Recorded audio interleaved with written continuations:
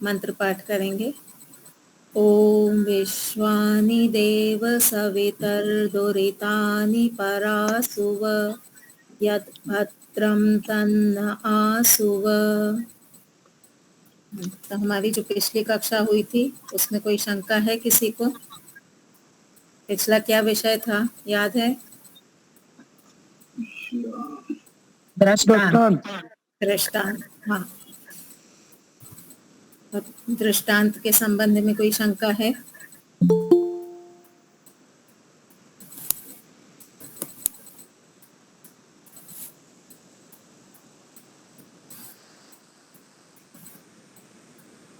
स्पष्ट था, आसान भी है, बस ये है कि हमें दृष्टांत मिलता नहीं है जल्दी। दृष्टांत की परिभाषा तो आसान है पर दृष्टांत मिलता नहीं है।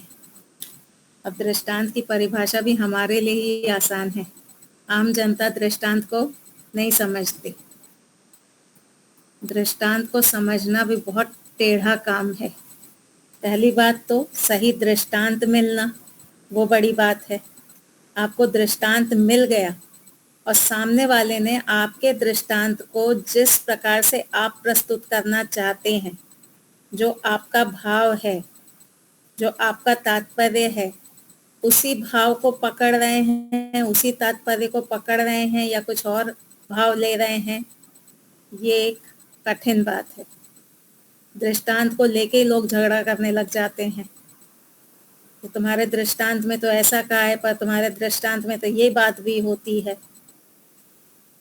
तुमने दृष्टांत दिया कि शब्द अनित्य है उत्पत्ति धर्म वाला होने से, और उदाहरण दिया घड़े का। तुमने जो घड़े का दृष्टांत दिया वो तो हाथ से छू सकते हैं, क्या शब्द को छू सकते हैं? नहीं छू सकते। तो तुम्हारा दृष्टांत क्या है? गलत है। लोग ऐसे ऐसे आपत्ति भी उठाते हैं। मैंने आपको एक अपना उदाहरण दिया था ना, एक बार मेरी किसी टीचर के साथ में बातचीत हुई तो उसने कुछ ऐसा कहा कि विरोध, गलत कुछ हो तो विरोध करना चाहिए। अगर आपके साथ कुछ गलत हो रहा है तो उसका विरोध करना चाहिए। तो मैंने कहा सही बात है, गलत का विरोध तो करना ही चाहिए, लेकिन कुछ लोग सिर्फ विरोध करते हैं, उनको सही गलत से कोई मतलब नहीं है। उनका जो प्रयोजन होता है वो होता है विरोध करना, उनका प्रयोजन सही की सिद्धि नहीं होता। मैंने कहा कुछ लोग सिर्फ विरोध करने के लिए ही बोलते हैं, और उदाहरण दिया जैसे राहुल गांधी। उस समय वो बीजेपी का हर चीज का विरोध करते थे, आज भी करते हैं। मैंने कहा जैसे राहुल गांधी, तो ये उदाहरण बिल्कुल सही है। राहुल गांधी को सब जानते हैं, आम जनता भी जानती है, पार्लियामेंट वाले भी जानते हैं। अब उसने क्या कहा, कोई ऐसा उदाहरण दो ना जिसको सब नहीं जानते हो। राहुल गांधी तो वैसे ही सबको पता है कि वो गलत बात, वो सही का भी विरोध करता है, गलत का भी विरोध करता है। ये कैसा उदाहरण दिया तुमने? तो मैंने कहा उदाहरण दिया ही वही जाता है जो सब जानते हैं। उदाहरण जो हम देते हैं वो उदाहरण दिया ही उस चीज का जाता है जो कॉमन हो, मेरे बीच में भी और आपके बीच में भी। मैं कोई ऐसा उदाहरण उठा के ले आऊं जो आप जानते ही नहीं हो तो उदाहरण नहीं होगा आपके लिए, वो आपके लिए साध्य हो जाएगा। पहले मुझे सिद्ध करना पड़ेगा उसको, पहले आपको बताना पड़ेगा कि फलाना फलाना व्यक्ति है जो हर बात का विरोध करता है, ये देखो उसका वीडियो, यहाँ भी विरोध कर रहा है, यहाँ भी विरोध कर रहा है, यहाँ भी विरोध कर रहा है। तो पहले तो जो मैंने उदाहरण दिया उसको मुझे सिद्ध करना पड़ेगा, तो वो उदाहरण नहीं कहलाता। जो दृष्टांत होता है, उदाहरण होता है, वो पहले से ही सिद्ध होता है और दोनों पार्टियों को मंजूर होता है कि भाई हाँ, हम इसको दृष्टांत मानते हैं। अगर एक पार्टी भी कह दे कि हम इसको दृष्टांत नहीं मानते तो फिर आपको दूसरा कोई कॉमन अर्थ लाना पड़ता है, कोई कॉमन पदार्थ लाना पड़ता है। तो दृष्टांत कैसा होता है? जिसको सब स्वीकार करें, लौकिक एवं परीक्षक। तो लौकिक का अर्थ क्या था? लौकिक का अर्थ था जो शास्त्र पढ़ा लिखा नहीं है, जिसको सिद्धांत की अधिक जानकारी नहीं है, स्कूल कॉलेज गया नहीं है, उस विषय में उसको कोई जानकारी नहीं है, सामान्य व्यक्ति। और परीक्षक जिसने शास्त्र भी पढ़े हैं, जिसको सिद्धांतों की जानकारी है, प्रमाण आदि को जो जानता है, वो है परीक्षक। तो वो विषय जो दोनों के बीच में कॉमन है, उसको ही दृष्टांत माना जाता है। आप में से किसी को याद है, मैंने एक प्रति दृष्टांत समा जाति बताई थी।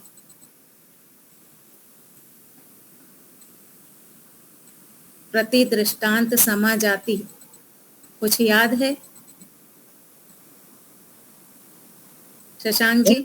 ये शब्द तो याद है, लेकिन किसके विषय में क्या था वो याद नहीं आ रहा।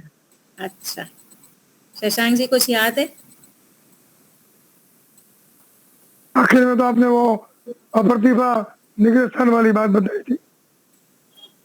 प्रति दृष्टांत पहले बताइए है, चलिए कोई बात नहीं, फिर से बताते हैं। प्रति दृष्टांत समा जाति क्या है?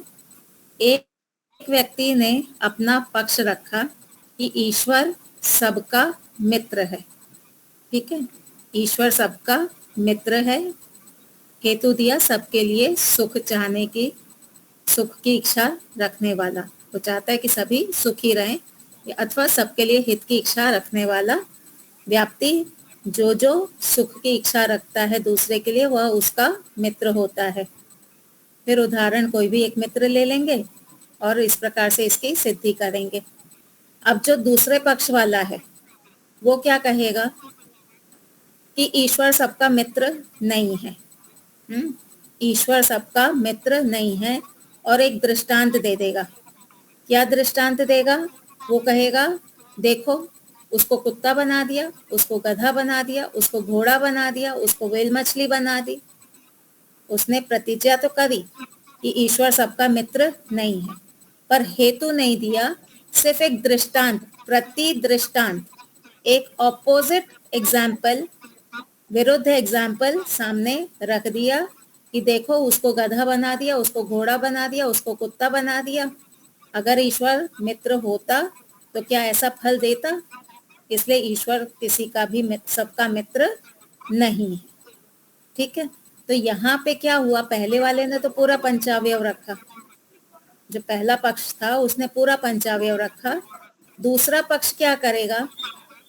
प्रतिज्ञा रखेगा, अपना सिद्धांत रखेगा, और केवल एक उदाहरण दे देगा, एक उल्टा उदाहरण दे देगा। और फिर उसके आवाज आ रही है शशांक जी म्यूट करिए। उसकी सिद्धि में कोई हेतु व्याप्ति आदि नहीं देगा, सिर्फ एक उल्टा उदाहरण दे देगा। तो ये होता है प्रति दृष्टांत समा जाति। बहुत से लोग इस जाति का प्रयोग करते हैं, ये जो जितने भी पौराणिक आदि हैं, ये इस जाति का बहुत प्रयोग करते हैं। हमने कहा ईश्वर अवतार नहीं लेते, कारण दिया सर्वशक्तिमान होने से। जो जो सर्वशक्तिमान होता है उसको साधन की अपेक्षा नहीं होती, या फिर जो जो अल्पशक्ति वाला होता है उसको साधन की अपेक्षा होती है, जैसे जीवात्मा। तो इस प्रकार से हमने पंचावयव से सिद्धि कर दी। अब दूसरा पक्ष क्या बोलेगा? ईश्वर अवतार लेते हैं, उदाहरण क्या देगा? जैसे राम जी, जैसे कृष्ण जी, जैसे गौतम बुद्ध, इस प्रकार से कोई कोई उदाहरण वो दे देगा। ना उसके पास हेतु होगा, ना व्याप्ति होगी, वो केवल उदाहरण ला करके रख देगा। ये है प्रति दृष्टांत समा जाति। उदाहरण को लेकर के बहुत प्रकार की जातियां हैं। उदाहरण जो है उसको लेकर के बहुत तरह की जातियां न्याय दर्शन में बताई गई। एक जगह पे पूर्व पक्षी ने क्या आरोप लगाया? आपने शब्द और घड़ा, आपने शब्द और घड़ा दोनों को समान बताया। दोनों में साधर्म्य होना चाहिए ना, दोनों को समान बताया। तो जब आपने दोनों को समान बताया तो घड़ा जो है सिद्ध है, तो इसी प्रकार से शब्द भी सिद्ध है। तो जब ऑलरेडी शब्द सिद्ध है तो फिर आप ये पंचावयव क्यों लगा रहे हो? पकड़ में आई बात? देखिए, हम जब पंचावयव जो होता है उसमें एक होता है साध्य और एक होता है सिद्ध। साध्य यानी जो हमारा सिद्धांत है, हमारा जो पक्ष है, हमारी जो प्रतिज्ञा है वो है साध्य। हमारी प्रतिज्ञा क्या है? शब्द अनित्य है। और जो दृष्टांत होता है वो होता है सिद्ध। जो उदाहरण हम देते हैं वो होता है सिद्ध। तो उदाहरण हमने क्या दिया? घड़े का। अब हमारा जो प्रतिज्ञा है और जो हमारा उदाहरण है उसमें साधर्म्यता होनी चाहिए, कुछ सिमिलैरिटी होनी चाहिए। शब्द और घड़े दोनों में समानता होनी चाहिए, ठीक है। समानता नहीं होगी तो हम उनका तालमेल नहीं बैठा सकते। अब पूर्व पक्षी क्या बोलेगा? साध्य और सिद्ध दोनों समान होते हैं। साध्य और सिद्ध जो होते हैं, प्रतिज्ञा और उदाहरण, दोनों समान होते हैं। अब आपका जो उदाहरण है वो तो ऑलरेडी सिद्ध है। आपका उदाहरण जो है, घड़ा जो है वो तो सिद्ध है। तो जब आपका उदाहरण सिद्ध है तो इस हिसाब से, और वो मैच कर रहा है आपके साध्य से, तो इस हिसाब से जो साध्य है वो भी सिद्ध हो गया। तो जब वो भी सिद्ध है, क्योंकि दोनों में समानता है, तो आप किसकी सिद्धि करना चाहते हैं? इसलिए आपको कोई सिद्धि करने की आवश्यकता नहीं। इस प्रकार से आरोप लगाता है पूर्व पक्षी, ठीक है। तो ऐसे आरोप लगाना। दूसरा क्या कहना? आपका जो आपने जो उदाहरण दिया उसके कुछ धर्म तो आपके साध्य के साथ मैच नहीं हो रहे। आपने कहा शब्द अनित्य है, ठीक है, शब्द जो है वो अनित्य है।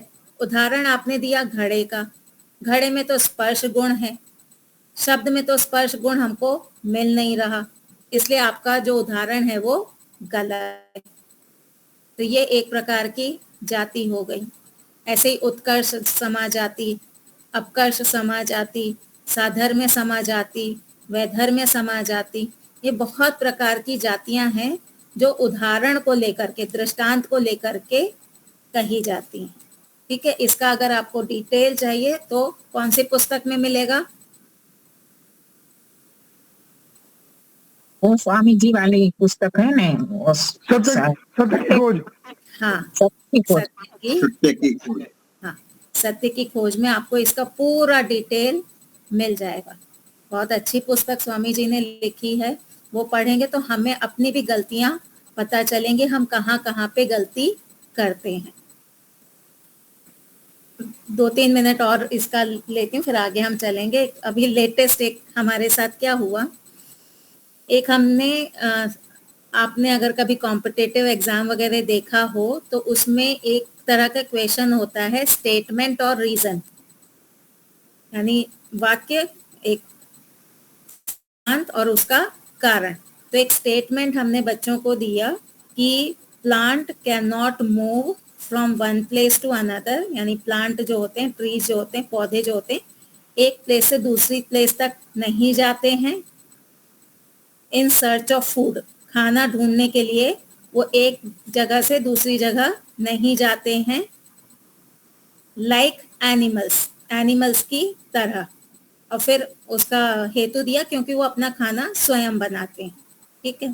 तो यहाँ पे जो पहला सेंटेंस था, plants can not move from one place to another in search of food like animals, ठीक है। अब ये जो वाक्य है, ये वाक्य अपने आप में सही है, और इसका जो हेतु दिया क्योंकि वो अपना खाना खुद बनाते हैं, ये हेतु भी सही है। और उदाहरण लाइक एनिमल्स वो भी सही है। हमने अब इसमें बच्चे को ये लिखना था कि स्टेटमेंट और रीजन दोनों सही है। अब बच्चे को ढूंढना है क्या स्टेटमेंट सही है, क्या रीजन सही है, या स्टेटमेंट गलत है, रीजन सही है, या दोनों ही गलत हैं। तो ऐसे 4 ऑप्शन बच्चों को दिए जाते हैं। अब इसका जो सही आंसर था वो ये था कि स्टेटमेंट और आंसर रीजन दोनों ही सही है। एक बच्चे ने क्या लिखा, स्टेटमेंट गलत है, रीजन सही है। फिर मेरे पास वो आया, उसका बस वो एक ही मार्क्स कटा था, मेरे पास आया, बोला कि इस वाक्य को देखिए, और ये जो मैंने आंसर लिखा है ये सही लिखा है। फिर मैंने उसके एंगल से उस वाक्य को पढ़ा, वो बच्चा क्या कर रहा है, लाइक एनिमल्स, जो हमने उदाहरण दिया ना, वो साधर्म्य से उसको पकड़ रहा था, वो लाइक एनिमल्स को साधर्म्य से पकड़ रहा था। कैसे साधर्म्य से? मान लीजिए कि मैं बोलती हूं लीला जी इज फीमेल लाइक जया, ठीक है, लीला जी इज फीमेल लाइक जया, तो यहाँ पे मेरी और लीला जी की साधर्म्यता दिखाई है कि हम दोनों फीमेल हैं, ठीक है।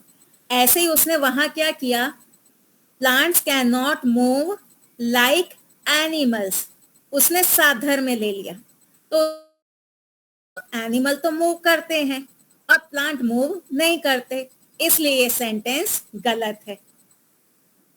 वहां उसको क्या लेना था, वैधर्म्य लेना था, कि जैसे प्लांट्स मूव नहीं करते, इससे अलग एनिमल्स हैं, एनिमल्स जैसे मूव कर रहे हैं, एनिमल्स एक जगह से दूसरी जगह जा रहे हैं, वैसे प्लांट्स नहीं जा रहे। तो वैधर्म्य से लेने की जगह उसने साधर्म्य से ले लिया और उसने उसको गलत सिद्ध किया। तो कितना हमको बहुत छोटी बात लगती है ये, कि उदाहरण तो ऐसे ही दे दो और ये, लेकिन इतने से में ही दो मीनिंग निकल आए ना, साध और वैधर्म्य। तो बच्चा भी गलत नहीं है, हम भी गलत नहीं है, हम किस अर्थ में उसको ले रहे हैं। तो लगभग 350 बच्चे हैं, 350 बच्चों में सिर्फ एक यही बच्चा था जिसने इस एंगल से उस वाक्य को पढ़ा। बड़ा अच्छा लगा मुझे, मैंने कहा देखो ऐसे भी इस चीज को लिया जा सकता है। फिर इसको न्याय से लगाए कि ये साधर्म्य है, ये वैधर्म्य है। तो बहुत उदाहरण को बहुत सोच समझ के हमें उदाहरण देना चाहिए। उदाहरण बनाना अपने आप में भी कठिन है, कौन सा हम उसका धर्म समानता दिखा रहे हैं या वैधर्म्य दिखा रहे हैं, ये सब हमको विचार करना चाहिए, ठीक है। चलिए, तो इस पे कोई शंका हो, नहीं हो तो फिर हम आगे बढ़ते हैं। ये हरेश भाई और ये लोग आ नहीं रहे हैं, प्रहलाद भाई, महेंद्र भाई, सब ठीक ठाक है ना इन सबके साथ? हाँ, कुछ मालूम नहीं है। ठीक है, चलिए कोई बात नहीं। चलिए, तो अगला पहले 16 पदार्थ कौन सुनाएगा जल्दी से?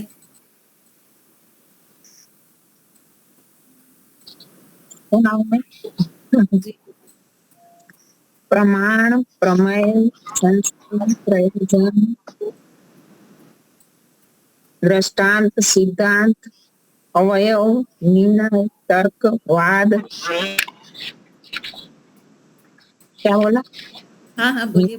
वाद, जल पर कंडा हेत्वाभास, छल जाति निग्रस्थान। हाँ, बस एक जगह पे थोड़ा सा क्रम, तर्क और निर्णय का थोड़ा क्रम बदल गया, बाकी सही था। बहुत अच्छा।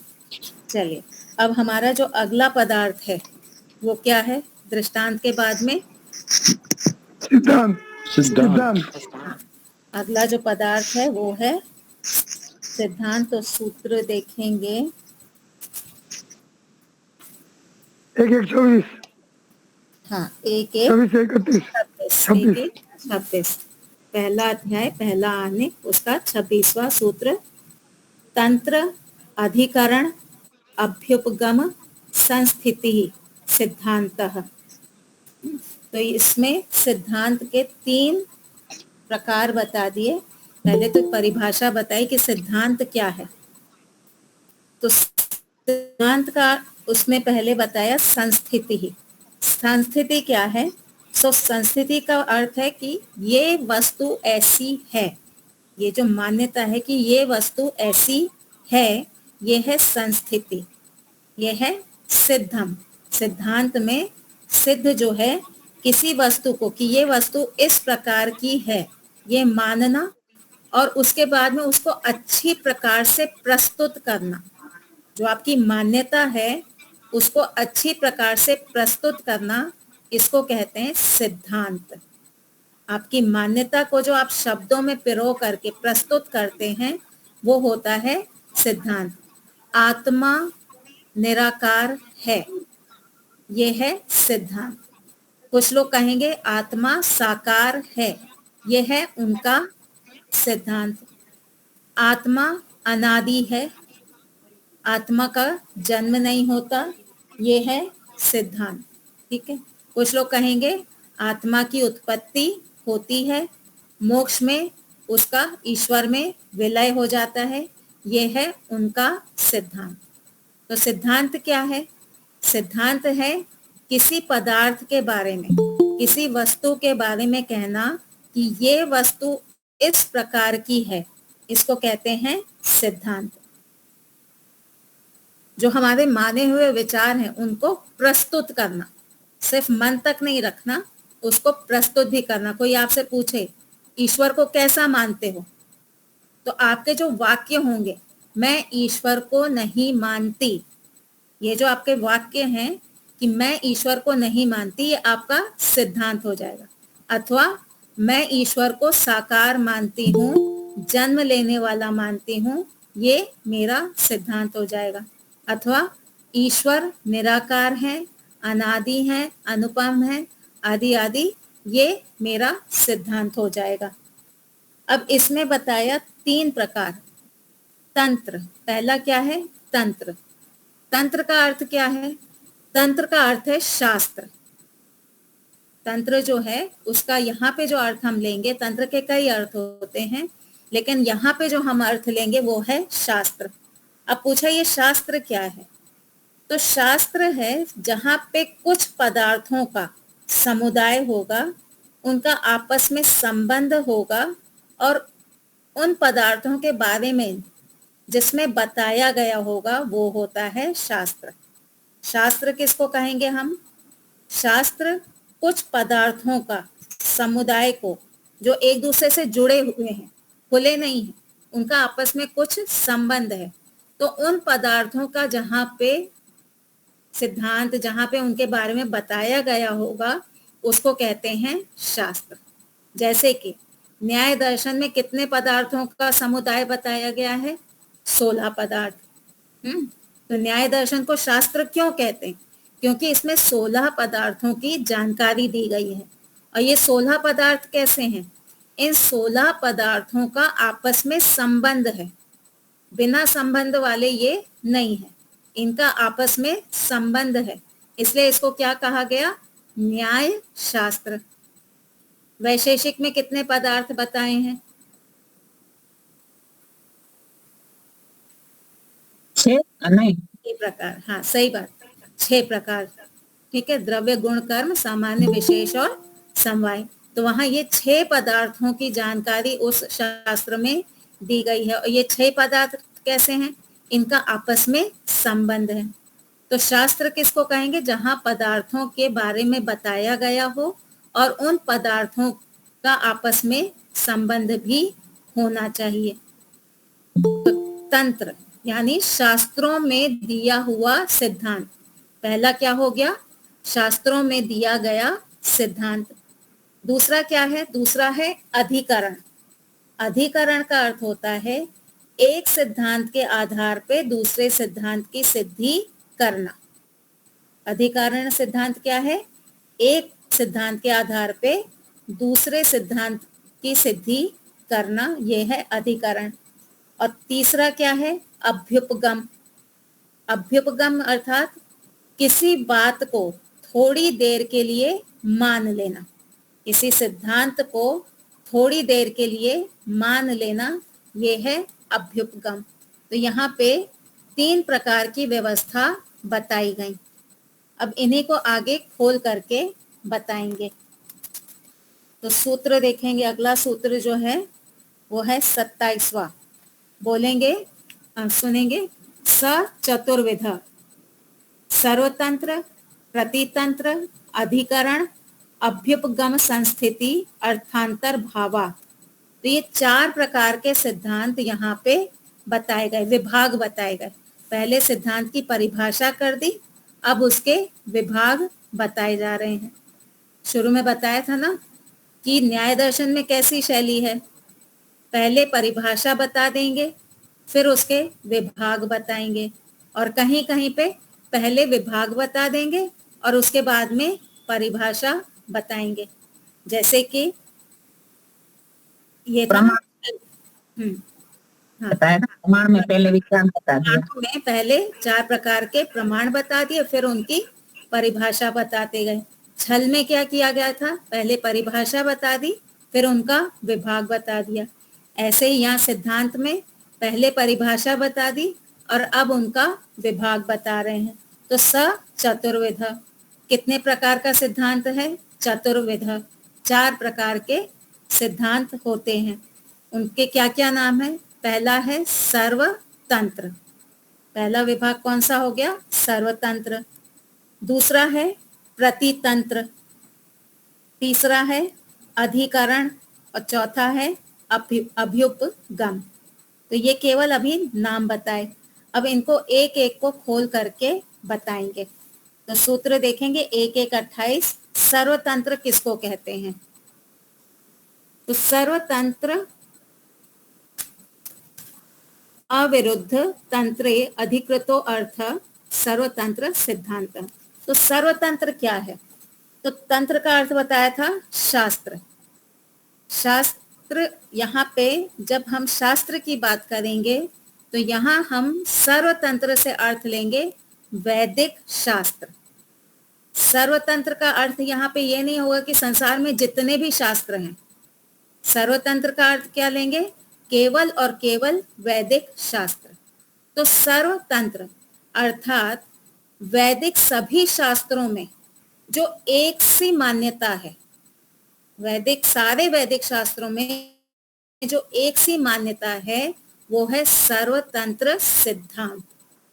ठीक है, वैदिक शास्त्रों में जितने भी हैं, वेद हैं, उपनिषद हैं, दर्शन हैं, मनुस्मृति आदि जितने भी वैदिक शास्त्र हैं, इनमें जो कॉमन मान्यता है, एक सी जो मान्यता है, जो स्पष्ट रूप से हमारे सामने आ रही है, शब्दों में भी कहीं हेर फेर नहीं है, ये जो सिद्धांत हैं इनको कहते हैं सर्वतंत्र सिद्धांत।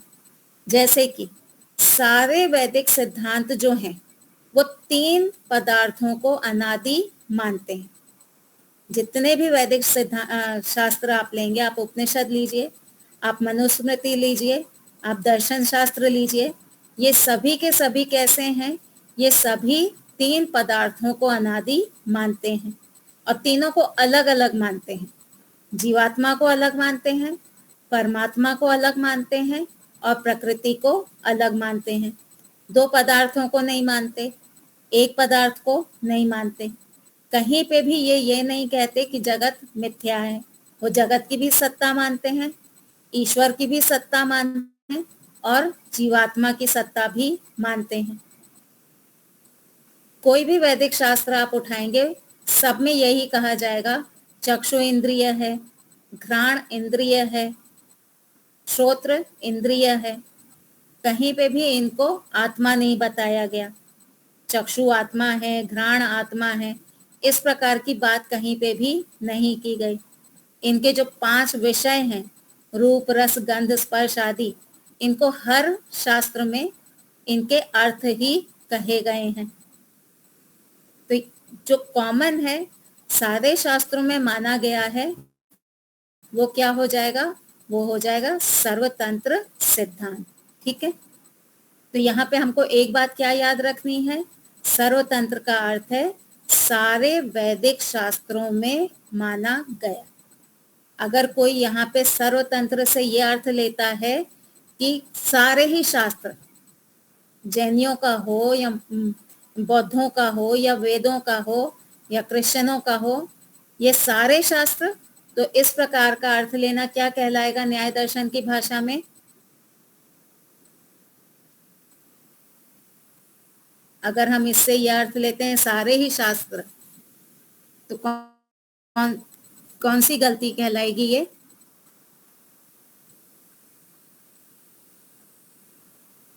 छल। हाँ, ये हो जाएगा छल। ये एक प्रकार का छल हो जाएगा, क्योंकि यहाँ पे वक्ता का तात्पर्य क्या है, सर्वतंत्र से वो सारे शास्त्र जो वैदिक हैं, यहाँ अवैदिक शास्त्रों को हम नहीं लेंगे। स्पष्ट हो गया ये सर्वतंत्र सिद्धांत। जो सारे ही वैदिक शास्त्रों में जिसको एक ही प्रकार का माना गया हो। उसके बाद है बहन जी, प्रतितंत्र। शास्त्र हाँ तो जी, सभी वैदिक ही होते हैं, अवैदिक शास्त्र कौन से हैं? हमको शास्त्र अभी सारे तक तो वैदिक लग रहे हैं, लेकिन क्रिश्चियनों के लिए बाइबल उनका शास्त्र है, मुसलमानों के लिए कुरान उनका शास्त्र है ना। शास्त्र का अर्थ क्या है? शास्त्र का अर्थ है कुछ पदार्थों का समुदाय जिनका आपस में संबंध हो, उन पदार्थों की जानकारी जिसमें दी गई हो, उसको शास्त्र कहते हैं। ठीक है, शास्त्र की परिभाषा क्या है?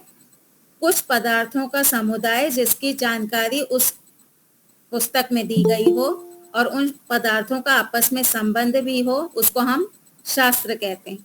अब जो बाइबल वाले हैं, जो क्रिश्चियन लोग हैं, उनके लिए शास्त्र कौन सा होगा?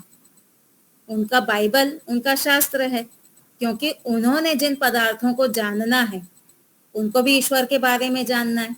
ईश्वर कहाँ रहते हैं, कैसे रहते हैं, वो सारी जानकारी उनको कहाँ मिलेगी? उनके बाइबल में मिलेगी। तो वो उनका शास्त्र हो गया, पर वो सही शास्त्र, सत्य शास्त्र नहीं है, वो वैदिक शास्त्र नहीं। तो जहां पे भी सिद्धांतों की बात होगी, उसको हम शास्त्र कहेंगे। अब वो सत्य है या असत्य है, ये अलग बात हो जाएगी। पकड़ में आई बात? जो सिद्धांत है, सिद्धांत का अर्थ क्या है? मैं इस वस्तु को ऐसा मानती हूं, यह है सिद्धांत। मैं इस वस्तु को ऐसा मानती हूं, यह है सिद्धांत। अब वो मेरा सिद्धांत सही है या गलत है, वो प्रमाणों से बाद में सिद्ध होगा, लेकिन है तो मेरा सिद्धांत, मैं तो पदार्थ को वैसा मान रही हूँ। तो क्रिश्चियन लोग जो हैं, वो ईश्वर को चौथे आसमान या सातवें आसमान में मानते हैं, तो उनका सिद्धांत है। वो सिद्धांत उन्होंने कहाँ से लिया? वो उन्होंने लिया बाइबल से। तो बाइबल क्या हो गया? उनका शास्त्र हो गया। तो सारे शास्त्र वैदिक हों ऐसा नहीं होता, अवैदिक शास्त्र भी होते हैं। ठीक है ठीक है जी शशांक जी। तो हमारा जो वैदिक वांग्मय है या आर्य साहित्य है, उसको ही हम सर्वतंत्र में गिनेंगे ना? हाँ जी, जब हम सर्वतंत्र की बात करेंगे तो वहां पे केवल और केवल वैदिक शास्त्रों को ही लेंगे। ठीक है, ठीक है। क्योंकि अगर हम सारे शास्त्र ले लें ना, दुनिया के हर कोने के शास्त्र ले लें, तो किसी भी पदार्थ की हम सिद्धि कर ही नहीं पाएंगे, क्योंकि कहीं ना कहीं किसी ना किसी शास्त्र में अन्य शास्त्रों से मतभेद होगा ही। जैसे अगर हम प्रकृति का ही उदाहरण लें, तो वैदिक शास्त्र जो है वो मानते हैं प्रकृति को, साइंस वाले भी मैटर को मानते हैं, लेकिन शंकराचार्य वाले क्या कहते हैं? जगत मिथ्या, यानी ऐसी प्रकृति जैसी कोई चीज है ही नहीं। तो वहां प्रकृति का खंडन हो जाता है। साइंस वाले आत्मा को नहीं मानते, तो वहां आत्मा का खंडन हो जाता है। साइंस वाले, बौद्ध वाले, जैन वाले ईश्वर को नहीं मानते, तो वहां ईश्वर का खंडन हो जाता है। तो सर्वतंत्र सिद्धांत से अगर आप दुनिया के सारे शास्त्र ले लेंगे, तो किसी भी पदार्थ की सिद्धि नहीं हो पाएगी। तो यहाँ पे हमें सर्वतंत्र से केवल वैदिक शास्त्रों को ही लेना है। ठीक है, उसके बाद दूसरा प्रकार कौन सा है? दूसरा विभाग वो है प्रतितंत्र। प्रतितंत्र की परिभाषा क्या बताई? समान तंत्र सिद्धः, परतंत्र असिद्धः, प्रतितंत्र सिद्धांतः। तो प्रतितंत्र सिद्धांत क्या है? इसमें दो विभाग कर दिए, प्रतितंत्र में दो विभाग कर दिए। पहले कहा समान तंत्र सिद्ध। समान तंत्र से हम यहाँ पे क्या अर्थ लेंगे?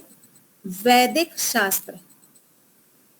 जैसे वैदिक शास्त्र, न्याय दर्शन वैदिक शास्त्र है, वैशेषिक दर्शन वैदिक शास्त्र है, योग दर्शन वैदिक शास्त्र है, सांख्य दर्शन वैदिक शास्त्र है। ठीक है, अब योग और सांख्य, इनकी एक जोड़ी है।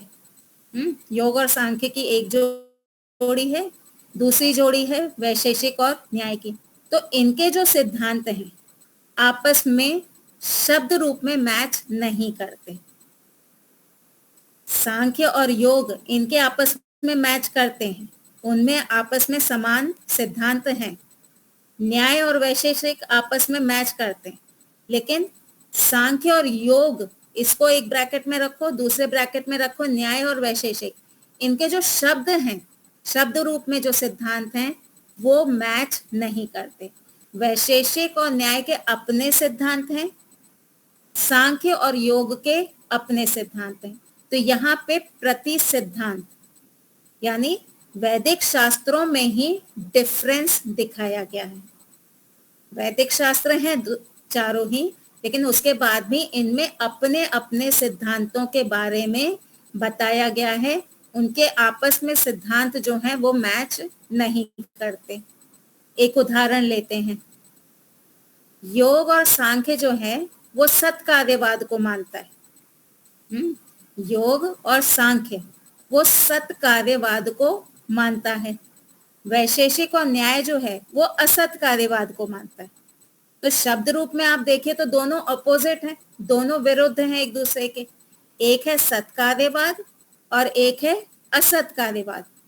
तो शब्द रूप से, सिद्धांत रूप से ये दोनों अलग हैं, पर अगर हम उनका भाव देखने जाएं तो दोनों ही क्या मानते हैं? बिना कारण के कार्य नहीं होता। ये जो चारों जो तंत्र हैं, चारों जो शास्त्र हैं, वो चारों यही मानते हैं कि बिना कारण के कार्य नहीं होता, लेकिन दोनों की जो प्रस्तुति की जो शैली है वो अलग अलग है। तो इसलिए उनके जो सिद्धांत हैं वो अलग अलग हैं। एक कह रहा है सत्कार्यवाद, एक कह रहा है असत्कार्यवाद। तो ये है प्रति सिद्धांत, प्रतितंत्र सिद्धांत। ठीक है। अब सत्कार्यवाद क्या है? सांख्य और योग ये कहता है कि कार्य की उत्पत्ति से पहले उस कार्य का अभाव नहीं था। कार्य की उत्पत्ति से पहले, घड़ा बनने से पहले घड़े का पूर्ण अभाव नहीं था। घड़ा अपने किस रूप में था? कारण रूप में था, मिट्टी रूप में था ही ना। आज कौन सी तारीख है? आज है 29 जुलाई, है ना। 29 जुलाई को एक घड़ा बना। ठीक है। 29 जुलाई को एक घड़ा अपने सत्ता रूप में आया। तो जब घड़ा अपने सत्ता रूप में आया 29 जुलाई को, तो 28 जुलाई को किस रूप में था? वो अपने कारण रूप में था। कुम्हार मिट्टी लेकर के आया था और उसने 28 तारीख को मिट्टी लेके आया। 28 तारीख को घड़ा नहीं था, लेकिन मिट्टी थी, और मिट्टी से उसने घड़े की उत्पत्ति कर दी। तो घड़ा जो था उसका पूर्ण अभाव नहीं था, घड़ा अपने कारण रूप में था। यह है सत्कार्यवाद। ये किसकी मान्यता है? यह है योग और सांख्य की मान्यता, सत्कार्यवाद। अब वैशेषिक और न्याय किस को मानते हैं? वो असत्कार्यवाद को मानते हैं। वैशेषिक और न्याय जो हैं वो असत्कार्यवाद को मानते हैं। असत्कार्यवाद क्या कह रहा है? असत्कार्यवाद ये नहीं कह रहा है कि घड़ा जो है उसका पूर्ण अभाव था। असत्कार्यवाद का अर्थ ये नहीं है कि घड़े का पूर्ण अभाव था।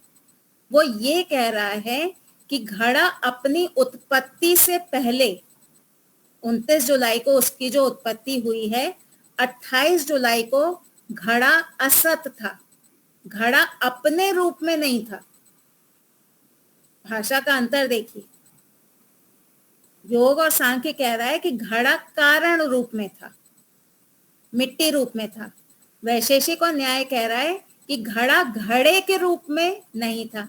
एक में पॉजिटिव सेंटेंस, एक में नेगेटिव सेंटेंस, पर दोनों का अर्थ क्या निकल रहा है? दोनों का अर्थ एक ही निकल रहा है कि अभाव से भाव नहीं हुआ। भाव का जो कार्य था, उस कार्य का पहले अभाव था, कार्य रूप में अभाव था, लेकिन कारण रूप में भाव था। स्पष्ट हो गया या कोई शंका है इसमें? तो यहाँ पे सत्कार्य, जी सत्यदेव, असत्कार्यवाद के बारे में, हाँ, एक बार असत्कार्य के बारे में और बताइए। हाँ देखिए, असत्कार्यवाद क्या कह रहा है? असत, असत यानी अभाव। ठीक है। किसका अभाव? कार्य का अभाव। असत कार्यवाद, वो सिद्धांत जिसमें कार्य का अभाव बताया गया। तो कार्य का अभाव कब होगा? कार्य की उत्पत्ति से पहले। घड़े की उत्पत्ति से पहले घड़े का अभाव है। किस रूप में अभाव है? कारण रूप में अभाव है या कार्य रूप में अभाव है? कार्य रूप में। कार्य रूप में अभाव है ना।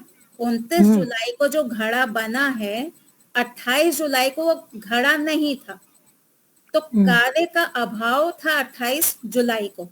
तो कार्य असत रूप में था 28 जुलाई को।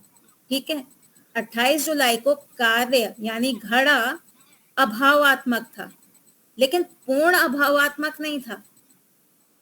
उसका भी मिट्टी तो थी ही, पर मिट्टी अपने कारण रूप में थी, कार्य रूप में नहीं थी। तो यह है असत कार्यवाद। कार्य की उत्पत्ति से पहले कार्य अभावात्मक होता है। स्पष्ट हो गया सत्यदेव जी? हाँ ठीक है जी। और सत्कार्यवाद क्या कह रहा है कि कार्य जो है, घड़ा जो है, वो पीछे कारण रूप में उपस्थित था, विद्यमान था। हाँ, घड़े का पूर्ण अभाव नहीं था। घड़ा जिस कारण से बनने वाला है उसका भाव था। तो ये सत्कार्यवाद और असत्कार्यवाद। तो यहाँ पे सिद्धांत रूप में हमको विरोध दिखाई देता है, लेकिन मूल रूप से ये सब एक ही बात को कहते हैं कि अभाव से भाव नहीं होता। तो ये है प्रतितंत्र सिद्धांत की एक परिभाषा। तो यहाँ पे वैदिक सिद्धांतों में ही डिफरेंस दिखाए कि वैदिक सिद्धांतों में ही आपस में कैसे कैसे अंतर है। अगर वैदिक सिद्धांत सारे एक ही बात करने लगे तो फिर अनेक पदार्थों की जानकारी आपको कैसे मिलेगी? सारे शास्त्र एक ही हो जाएंगे। न्याय भी 16 की बात करे, वैशेषिक भी 16 की बात करे, सांख्य भी 16 की बात करे, योग भी 16 की बात करे, तो कितना बड़ा शास्त्र हो जाएगा, है ना। तो इसलिए इन्होंने पदार्थों को डिवाइड कर लिया कि तुम 6 की बात कर लो, हम 16 की बात कर लेंगे, सांख्य में दुखों की बात कर लेंगे, योग में समाधि की बात कर लेंगे। तो इन्होंने अपने अपने फील्ड को पकड़ लिया, लेकिन सब जाते किस तरफ हैं? एक ही तरफ। तीनों की मान्यता क्या है? 3 वस्तुएं अनादि हैं। तो यहाँ पे वैदिक सिद्धांतों में ही, वैदिक शास्त्रों में ही अलग अलग प्रकार के सिद्धांत बताए गए। दूसरा अर्थ क्या है? परतंत्र असिद्ध। अब यहाँ पे वैदिक और अवैदिक, वो दूसरी परिभाषा क्या लेंगे? वैदिक और अवैदिक। जैसे कि वैदिक सिद्धांत क्या कहता है? वैदिक शास्त्र क्या कहते हैं? ईश्वर कैसे हैं? सर्वव्यापक हैं। वैदिक शास्त्र कहते हैं ईश्वर सर्वव्यापक हैं। बाइबल क्या कहती है? बाइबल कहती है ईश्वर चौथे आसमान में रहता है या 7वें आसमान किसी एक जगह पे। कुरान क्या कहती है? ईश्वर किसी एक आसमान में रहता है। वो लोग ईश्वर को सर्वव्यापक नहीं मानते। तो ये क्या हो गया? प्रतितंत्र सिद्धांत। उनके शास्त्र में अलग सिद्धांत है, हमारे शास्त्र में अलग सिद्धांत है। ब्रह्मा कुमारी वाले कैसा मानते हैं? ईश्वर ज्योति स्वरूप है। ईश्वर जो है वो एक ज्योति स्वरूप है जो प्रकट हो जाता है। हम कैसा मानते हैं? ईश्वर में कोई प्रकाश नहीं है, भौतिक प्रकाश ईश्वर के अंदर नहीं है। तो वैदिक शास्त्र कहते हैं ईश्वर में कोई भौतिक प्रकाश नहीं है। ब्रह्मा कुमारी वाले कहते हैं ईश्वर में भौतिक प्रकाश है। तो यह है प्रतितंत्र सिद्धांत। जैन और बौद्ध क्या मानते हैं? वो क्षणिकवाद को मानते हैं। हर पल नई आत्मा, नया शरीर उत्पन्न होता है। आज अभी जो आत्मा है, अगले क्षण वो नहीं होगी, नई आत्मा होगी। अभी जो शरीर है वो अगले पल नहीं होगा। हर पल नया नया शरीर, नया नया सब कुछ बनता जा रहा है। पिछला खत्म हो जाता है और नया बन जाता है। जबकि हमारी क्या मान्यता है? आत्मा स्थिर है। आत्मा स्थिर है, वही करता है।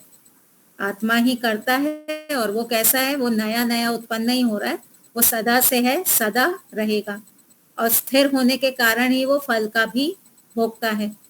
बौद्ध और जैनियों के सिद्धांत से क्या गड़बड़ होगी? करने वाला कोई और, भोगने वाला कोई और। 28 जुलाई को जिसने चोरी की थी, जिस आत्मा ने, 29 जुलाई को तो वो रहा नहीं। 30 जुलाई को जिस आत्मा को पुलिस पकड़ के लेके गई है, वो तो नई आत्मा है। तो चोरी की थी 28 जुलाई वाली आत्मा ने, पकड़ी गई है 30 जुलाई वाली आत्मा। तो यहाँ पे गड़बड़ हो जाएगी। कर्ता कोई और होगा, फल का भोक्ता कोई और होगा। और हमारे शास्त्र क्या कहते हैं? 28 जुलाई को जिसने चोरी की थी, उसी को ही दंड 30 जुलाई को मिल रहा है, नई आत्मा नहीं है। तो ये जो सिद्धांत है क्षणिकवाद का, ये कैसा है? ये है प्रतितंत्र सिद्धांत। तो पहला क्या था? सर्वतंत्र सिद्धांत, यानी ऐसा सिद्धांत जो सारे वैदिक शास्त्रों में समान रूप से स्वीकार किया गया है। प्रतितंत्र में 2 कैटेगरी कर दी, वैदिक शास्त्रों की और एक वैदिक और अवैदिक शास्त्रों की। ठीक है, स्पष्ट हो गया? वैदिक शास्त्र, एक उदाहरण दिया, सांख्य और योग का एक ग्रुप, वैशेषिक और न्याय का एक ग्रुप। इसी प्रकार से दूसरा कैटेगरी क्या हो गई? वैदिक और अवैदिक, यानी वेद और बाइबल, इनका कंपैरिजन, वेद और बौद्धों का जो सिद्धांत है इनका कंपैरिजन। तो ये 2 प्रकार के सिद्धांत हमने किए। इसके बाद में तीसरा जो सिद्धांत है वो है अधिकरण सिद्धांत। अधिकरण सिद्धांत का सूत्र है 1:31, यत् सिद्ध अन्य प्रकरण सिद्धि सो अधिकरण सिद्धांत। अधिकरण सिद्धांत किसको कहते हैं? एक सिद्धांत के आधार पे दूसरे सिद्धांत की सिद्धि करना, यह है अधिकरण सिद्धांत। हमने कहा इस वस्तु में रूप है, ठीक है, हमने ये कहा कि प्रकृति में रूप गुण है। तो ये जो एक सिद्धांत है कि प्रकृति में रूप गुण है, इससे दूसरा सिद्धांत स्वयं ही सिद्ध हो जाता है। क्या है दूसरा सिद्धांत? जहां जहां रूप होगा वहां वहां स्पर्श भी होगा। ठीक है, जहां जहां रूप है वहां वहां स्पर्श भी होगा ही। तो जब हमने कहा कि इस वस्तु में रूप है, तो इससे अपने आप सिद्ध हो गया कि उस वस्तु में स्पर्श भी है। तो अधिकरण सिद्धांत कौन सा हो गया? रूप वाला, कि इस वस्तु में रूप है, ये हो गया अधिकरण सिद्धांत। और इससे कौन सा सिद्धांत सिद्ध हो गया? स्पर्श का सिद्धांत सिद्ध हो गया। ठीक है, एक वस्तु हमने देखी जिसके अंदर इच्छा थी, प्रयत्न था, सुख दुख की अनुभूति करने का था। तो हमने कहा इसके अंदर प्रयत्न है, इच्छा है, सुख दुख की अनुभूति कर सकता है। तो ये एक सिद्धांत हो गया। इसके आधार पे हमने क्या सिद्ध कर दिया कि इसके अंदर क्या है? आत्मा है।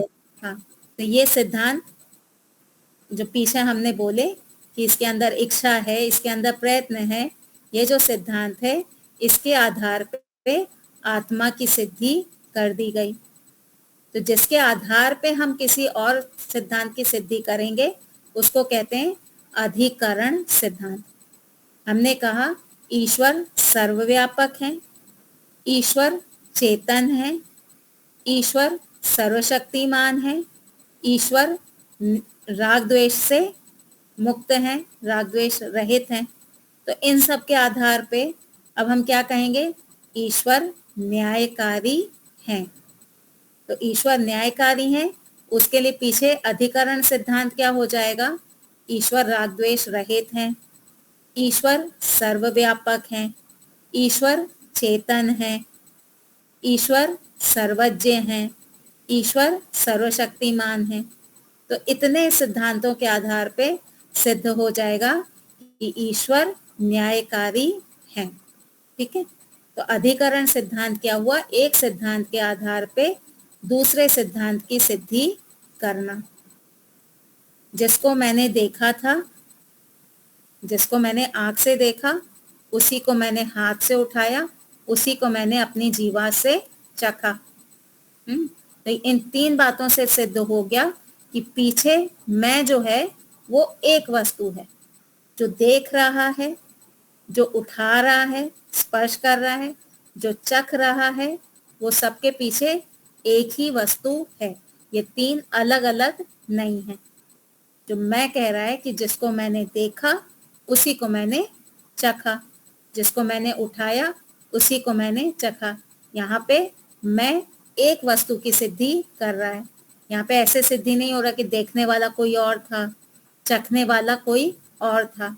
तो इससे एक आत्मा की पीछे सिद्धि हो जाती है। यह है अधिकरण सिद्धांत। स्पष्ट हो गया?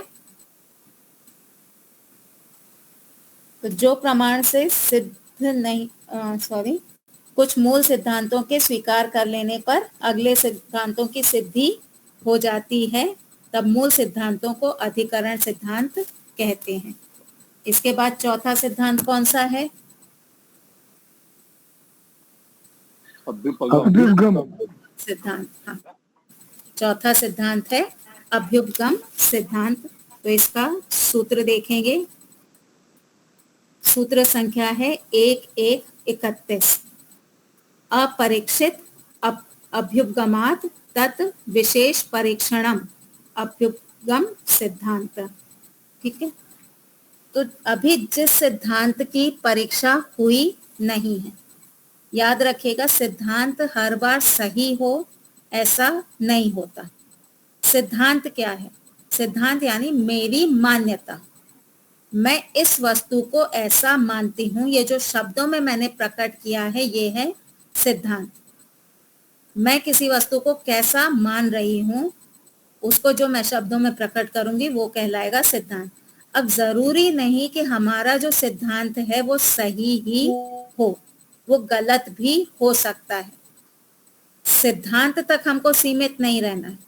सिद्धांत को हमें आगे प्रमाणों से भी सिद्ध करना है।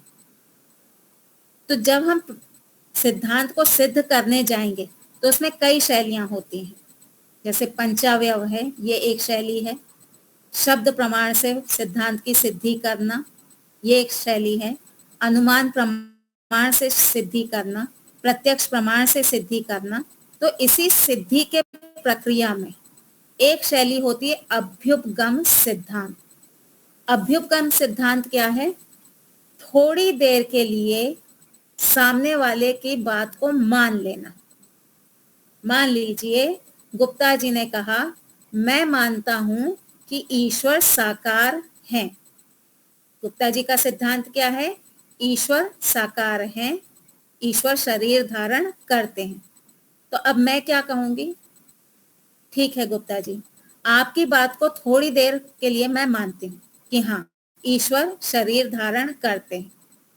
अब हम इसको सिद्धि करेंगे कि गुप्ता जी आप कह रहे हैं कि ईश्वर शरीर धारण करते हैं, लेकिन यजुर्वेद क्या कह रहा है?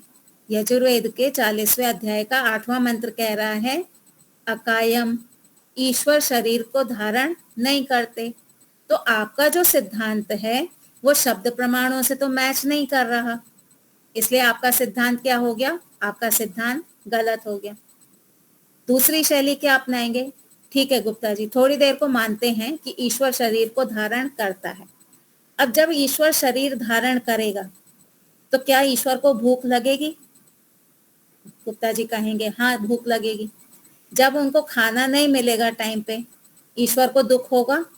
हाँ, दुख होगा। क्या ईश्वर दुखी होते हैं? वो कहेंगे नहीं, ईश्वर तो दुखी नहीं होते। पर यहाँ आपके सिद्धांत के अनुसार तो ईश्वर दुखी हो रहे हैं।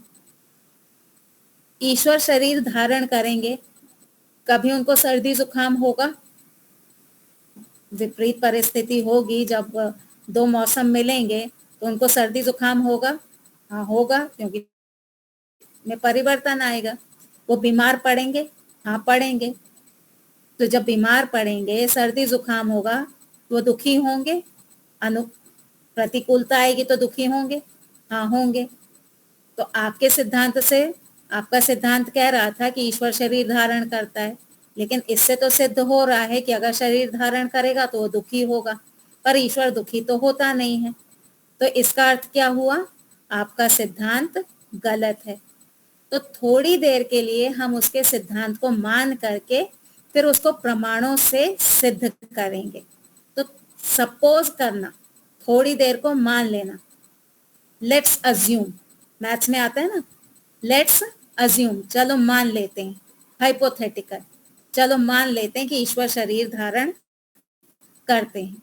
फिर उसको जो हम आगे सिद्ध करेंगे तब पता चलेगा कि वो सिद्धांत सही है या गलत है। तो इसको कहते हैं अभ्युपगम सिद्धांत। अब ये अभ्युपगम सिद्धांत के पीछे दो प्रयोजन होते हैं। एक प्रयोजन क्या है? सामने जो जिज्ञासु व्यक्ति है, जो शिष्य है, उसको समझाने के लिए हम थोड़ी देर को उसका सिद्धांत मान लेता है। जिज्ञासु व्यक्ति जो है या शिष्य जो है, वो कह रहा है कि गुरुजी मुझे लगता है कि ईश्वर शरीर धारण करते होंगे। तो अब गुरुजी क्या कहेंगे? अच्छा चलो देखते हैं कि ईश्वर शरीर धारण करते हैं या नहीं करते। थोड़ी देर को मान लेते हैं कि ईश्वर शरीर धारण करते हैं। फिर अब उसका आगे कॉन्सिक्वेंसेस देखेंगे, उसका पूरा क्रम बैठाएंगे और फिर शिष्य को बताएंगे कि देखो, जब हमने सिद्धि करने की प्रयास किया तो तुम्हारा जो सिद्धांत था वो गलत है। तो यहाँ पे जिज्ञासा का निवारण करने के लिए, शंका का निवारण करने के लिए हमने अभ्युपगम सिद्धांत की सहायता ली। दूसरा प्रयोजन क्या है?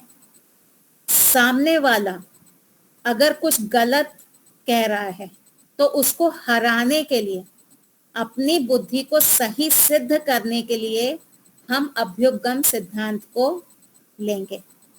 जैसे कि दो व्यक्ति हैं, एक ने कहा मैं जीत जाऊंगा, उसका सिद्धांत क्या है? कुश्ती होगी तो मैं जीत जाऊंगा। अब दूसरे को पता है कि इसमें इतना बल नहीं है, तो वो क्या कहेगा? ठीक है चलो मान लेते हैं कि तुम जीत जाओ, आ जाओ अखाड़े में। अब अखाड़े में जब आएंगे तो प्रत्यक्ष प्रमाण से सिद्ध हो गया कि तुम जो कह रहे थे कि मैं जीत जाऊंगा, तुम जीते तो नहीं। तो तुम्हारा जो सिद्धांत था उसको हमने थोड़ी देर के लिए मान लिया कि हाँ चलो तुम जीत जाओगे, आ जाओ इसको सिद्ध करने के लिए। तो इस प्रकार से अपनी बुद्धि को सही सिद्ध करने के लिए, यहाँ पे बुद्धि का अर्थ है वैदिक सिद्धांत। यहाँ बुद्धि का अर्थ पर्सनल नहीं लेना, मेरी बुद्धि सही है इसलिए मैं उसको सिद्ध करना चाहती हूँ, ये अर्थ नहीं लेंगे। मेरे जो वैदिक सिद्धांत हैं ये सही हैं, इनको सही सिद्ध करने के लिए, वैदिक सिद्धांतों को जिताने के लिए थोड़ी देर के लिए मैं तुम्हारे अवैदिक सिद्धांत को मान लेती हूँ। ये इसका दूसरा प्रयोजन है। पहला प्रयोजन था शंका समाधान करने के लिए, जिज्ञासु व्यक्ति जो है उसको सही सिद्धांत बताने के लिए। दूसरा प्रयोजन था जो अवैदिक है, जो गलत है, उसको हराने के लिए और वैदिक पक्ष को जिताने के लिए हमने अभ्युपगम सिद्धांत को मान लिया। तो अभ्युपगम सिद्धांत क्या है? थोड़ी देर के लिए किसी सिद्धांत को मान लेना। इसका प्रयोग आप इसमें देखिएगा, सत्यार्थ प्रकाश में जगह जगह पे स्वामी दयानंद जी ने ऐसा कहा है कि ठीक है चलो मान लेते हैं कि जगत मिथ्या है, मान लेते हैं कि जीव उत्पन्न होता है, मान लेते हैं ईश्वर साकार है। तो इस प्रकार से दयानंद जी ने अभ्युपगम सिद्धांत का जगह जगह पे प्रयोग करके उसका फिर खंडन दिखाया। स्पष्ट हो गया? तो 4 प्रकार के सिद्धांत हो गए। कौन बताएगा 4 प्रकार के कौन कौन से सिद्धांत हैं? तंत्र, सर्वतंत्र, अतितंत्र, अधिकरण, अभ्युपगम। हाँ, ये 4 प्रकार के सिद्धांत हैं, सर्वतंत्र, प्रतितंत्र, अभ्युपगम और अधिकरण। ठीक है, सर्वतंत्र अर्थात वैदिक शास्त्र, प्रतितंत्र वैदिक शास्त्रों में 2 में आपस में टकराव, शब्दों में टकराव, मान्यता में नहीं, शब्दों में टकराव। ठीक है, और वैदिक और अवैदिक, वहां मान्यता में भी टकराव और शब्दों में भी टकराव। अधिकरण एक सिद्धांत के आधार पे दूसरे सिद्धांत की ही करना, और अभ्युपगम थोड़ी देर के लिए किसी बात को मान लेना। ठीक है, स्पष्ट हो गया। चलिए, तो इसका रिवीजन करिएगा, इसको पढ़िएगा। कोई शंका हो तो फिर आगे हम परसों जब मिलेंगे तो चर्चा करेंगे। ठीक है, चलिए गांधी भाई। हाँ जी। ओम द्यौ शांतिरंतरिक्षं शांति पृथ्वी शांतिराप शांतिरौषधयः शांतिः वनस्पतयः शांतिर्विश्वे देवा शांतिर्ब्रह्म शांतिः सर्वं शांति शांतिरेव शांतिः सामा शांतिरेति। ओम शांति शांति शांति। सबको सादर नमस्ते। नमस्ते जी। सबको सादर सर्वेभ्यो नमः। धन्यवाद। सादर नमस्ते जी। सर्वेभ्यो नमः। धन्यवाद। धन्यवाद।